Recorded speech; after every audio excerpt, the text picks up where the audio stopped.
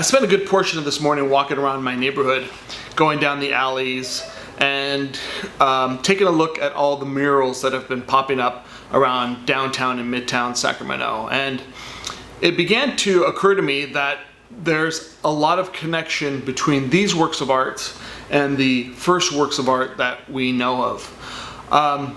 There's an immediacy, there's vibrancy, there's movement that make these modern paintings that have literally just come up in these last couple of weeks, very relevant to what we're going to be covering today, which is prehistoric paintings.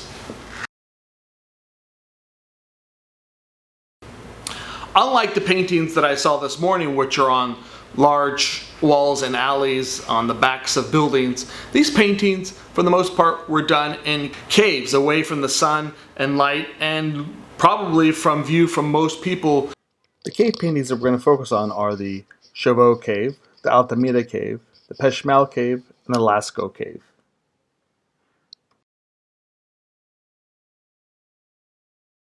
All the caves we're going to be looking at today are found on the continent of Europe, primarily in the France-Spain region. And the first cave is going to be the Chauvet Cave.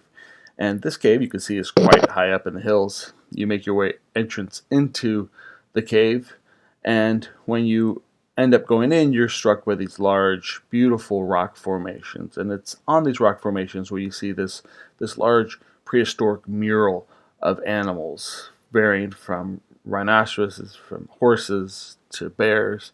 And I'm struck by the movement of each of these works, as if they're in a herd, but you can see they're kind of overlapping. And it's hard to make out some of them, but as you get up closer, you can see these animals quite clearly. You can see how well the artist has rendered or has drawn these animals.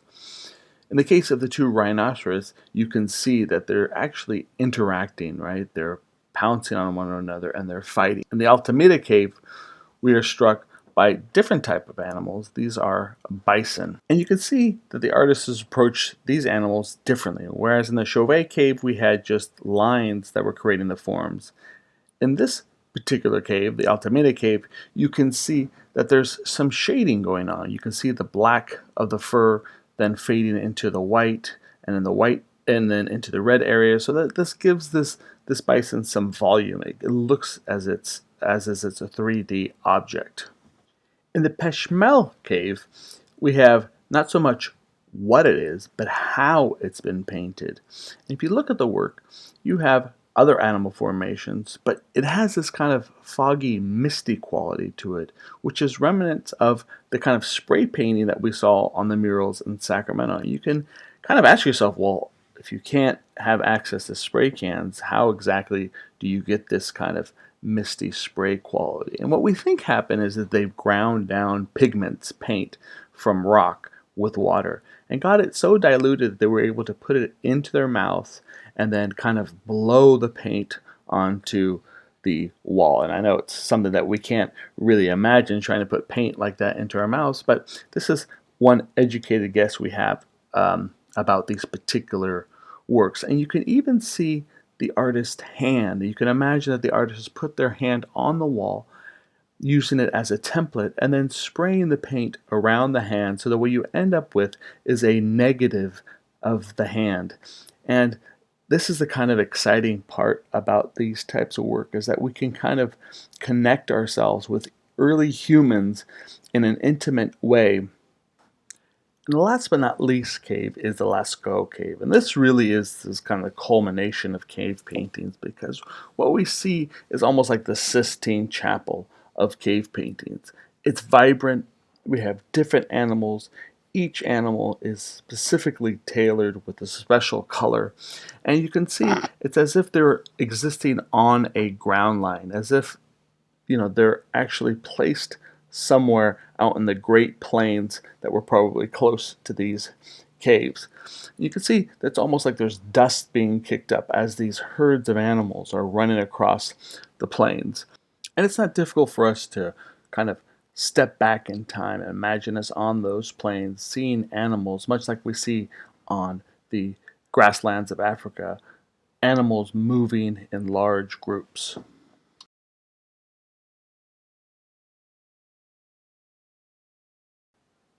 As you move to the back dark recesses of the Lascaux Cave, away from the Hall of Bulls, you encounter one of the most innovative and unique works of art. It's the first time where we actually see the image of a human. In this particular piece called The Bird-Headed Man, we see that there is an interaction. And because there's an interaction, it creates what's called a narrative, a story. We see a bison, we see this human figure, and we see what looks like maybe a staff with a bird on top of it, and possibly a spear or bow and arrow on the ground. And it looks as if these two are in battle, or if there's at the very least a hunting scene. And you can see pretty clearly a sharp, straight line in the back rear of the bison, where it looks as if there's a spear that's pierced the bison, and his innards, his stomach, is kind of spilling out there. And in this way, this image is much like a photograph or like a movie.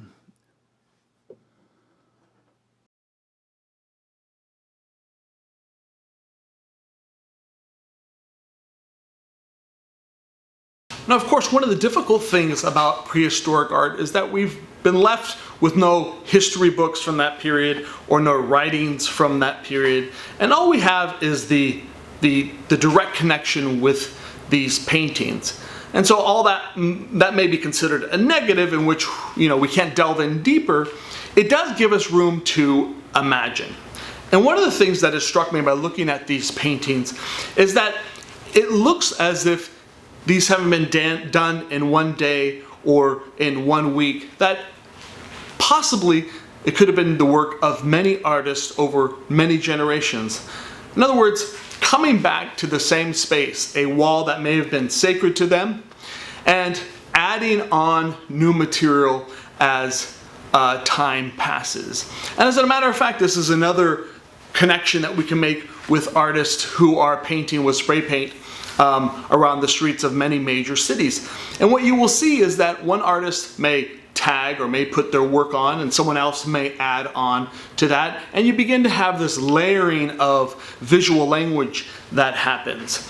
And so even with the mural that is just 2 blocks away from my home, you can see that it's not just one artist, that the styles change, even though it looks like one full integrated, thought out vision, that actually what it is a series of artists who've added on, and that there becomes to be this language that is created, but it wasn't created with this one vision in mind. And so that's what makes these works so vibrant.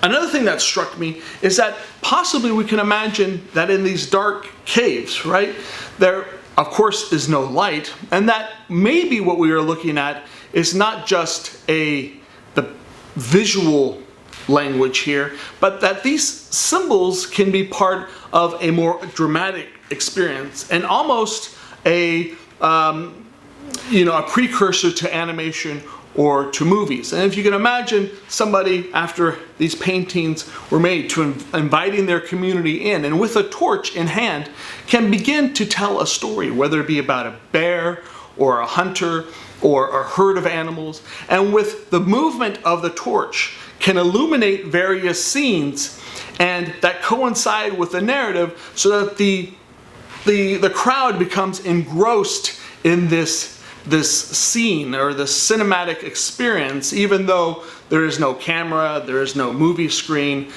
it is not a drive-in, it's more like a cave-in. And so that could be one possibility here, which makes it pretty exciting. Of course, with no Netflix, with no Prime Video, these people had a lot of time on their hands, right, to do these paintings, but also to keep themselves entertained by storytelling, which is something that, and along with painting, is a big part of the human experience. And so it's exciting to imagine that these two art forms, right, the power of narrative and story and the visual language, have been with us since the beginning of time. And so what we're going to see is that over time, as we move into the modern era, we're going to come full circle with the development of photography and film to return us back to those cave paintings, but but much more technologically advanced. And so this is really the exciting part of art history, is that things are continually connecting to the past as they move into the future.